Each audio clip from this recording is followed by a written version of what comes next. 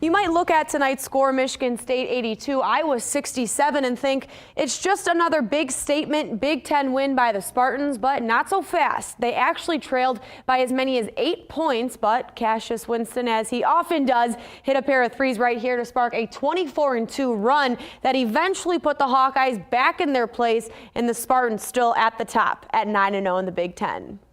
You worry so much about the three. They were just getting layup after layup. I don't know what they shot, but it seemed like 100%, but I guess it was in the 30s. So our defense still played the second half. We rebounded pretty well the second half. And Nick was a beast in there, you know, once he started running that lane. And of course, my man Cassius was special. Cassius certainly special. He had 23 points and 7 assists. Nick Ward with a double-double, 21 points and 10 boards. That is their 13th straight win. Purdue is next on Sunday. Big Ten action in women's hoops as well. Michigan Wolverines fall to IU by just 10, but the Spartans get the sweep tonight. MSU beating Illinois at home by 17. Central Michigan men's hoops just dropped out of first place in the MAC West, but head coach Keno Davis tells us that's just how good the MAC really is. He says the Chips still want to be a championship level team by the end of the year, and the key to that is improving and moving forward even after those defeats. Well, I think about our conference, you know, where it's probably the best that the MAC has been in a long time. So I think one reason for that is that from top to bottom, you're going to get some great games. There's not much difference. So you have to understand you can't get too high after wins, winning streaks, and you can't get too low if you lose a close one. CMU visits Toledo on Saturday, and it's a pretty big game. They are tied with Toledo in standings at 3-3. We are heading out to Bad Axe for Friday's game of the week. The Hatchets are hosting the Tigers in a Greater Thumb battle. Bad Axe coming off a close loss to conference leader USA.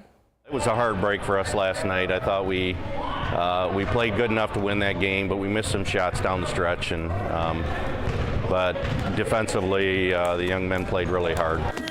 Now that loss is the only loss Bad Axe has suffered in their division, and one that broke a 6-game win streak. Despite falling on the scoreboard by just 9, the Hatchets saw exactly what they're capable of. I think we played really well and showed that we are just as good as them until the last little bit there where we kind of fell apart. It proved that we are capable of playing with anybody, and I think that's a confidence builder, especially with the young players we have on this team.